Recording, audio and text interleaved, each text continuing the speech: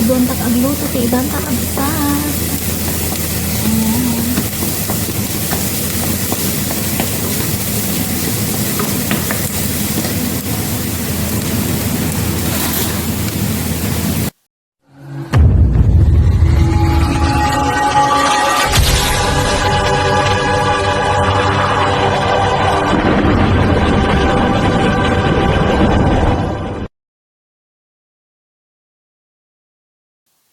Ayan kakabsat, agluto tayo ti idan ngayon. Ayan, sunod na natin yung garlic. Nauna pala yung onion mga kalalabs ko ha. Ayan, sunod natin yung bell pepper red. Ayan, mga kalalabs ko. Ganito ang trabaho dito. Kahit hindi ka marunong magluto, kailangan matuto ka dito kasi paglulutuin ka talaga ng amo mo dito. Pag hindi ka magluto, naku mababalo yung amo mo sa'yo. Lagi kayong nag-aaway. Yan, isunod na natin yung kamatis. Ayan. Ganito ang buhay dito mga kalalabs ko ha. Kaya mahirap naman kung wala kang trabaho. Mas mahirap yung wala kang trabaho dito mga kalalabs ko. Ang hirap sa Pilipinas kaya mas okay na yung kahit mahirap ng trabaho, kain ka lang ng sapat na, okay na yan. At saka hindi ka pinapahirap yung amo mo. Hindi ka tulad ng iba dyan na pinapahirapan ng amo. Ayan, at sunod na natin yung chicken. Ayan, mga kalalabs ko. Ayan, at lagyan na natin ng coriander powder, mga kalalabs ko. Ayan, ganyan lang siya. Kalahating spoon lang, mga kalalabs ko. Mahilig sila dito ng spices. Ayan, at lagyan natin ng cumin. Ayan, mga kalalabs ko. Mahilig sila sa mga spices. Kahit hindi masyadong marunong magluto, basta kompleto yung spices niya, okay na yung lasa nila sa iyo. Okay na yung lasa nila. Yung pagluluto mo, basta kompleto lang yung mga spices niya ba. Ayan. Pero, ayos-ayosin man konti yung pagluluto kahit na, ganyan ang mga amo.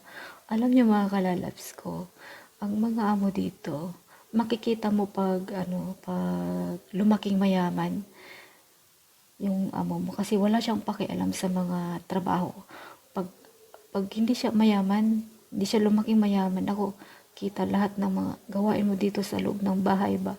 Kaya karamihan mga amo dito yung hindi marunong mag-English, yun mga ganun is mas mahigpit sila dito mga kalalabs ko kasi hindi nila naintindihan kung ano yung kalagayan ng katulong at saka sila hindi ko alam kung bakit basta yung mga hindi marunong mag-English dito, yung mga kapwa rin mababa yung pinag-aralan, sila pa ang malulupit dito mga kalalabs ko.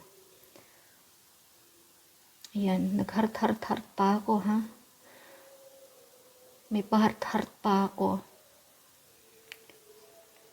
Ayan mga kalalabs ko. Pag linagyan na natin ng tubig yan, example, pag nilagyan na natin ng tubig yan, is pag kumulo na mga 10 minutes ganun, ilagay na natin yung kusa niya. Pero hindi ko napakita yung paglalagay ng kusa dyan mga kalalabs ko. Kasi, late na ako nagmamadali kasi ako dito mga kalalabs ko na nagluluto. Ayan. Kasi pag gising-gising niya, nag-text siya sa akin na ilutuan mo ako ng pang-breakfast ko. Ayan mga kalalabs ko. Yan nga pala, yung combination niya yan is tinapay, hindi rice. So, magluluto ako mamaya ng tinapay niya para may isausaw niya yan, mga kalalabs. Isausaw niya yan. Hindi yung gaya sa atin na magra-rice. Hindi, mga kalalabs ko. Ganito ang mga tao dito. Iba't ibang klase mga ugali ng mga amo, iba't ibang bansa na rin na napupuntahan ko. Pero, dito ang talagang pag kumain sila ng ganyan is kubos talaga. Pero, sa iba't ibang bansa, may combination na rice. Parang Pilipino din. Pero dito, is talagang, sila, purong tao. Purong tao dito sa ibang bansa. Hindi ko nabigtasin sa, nila.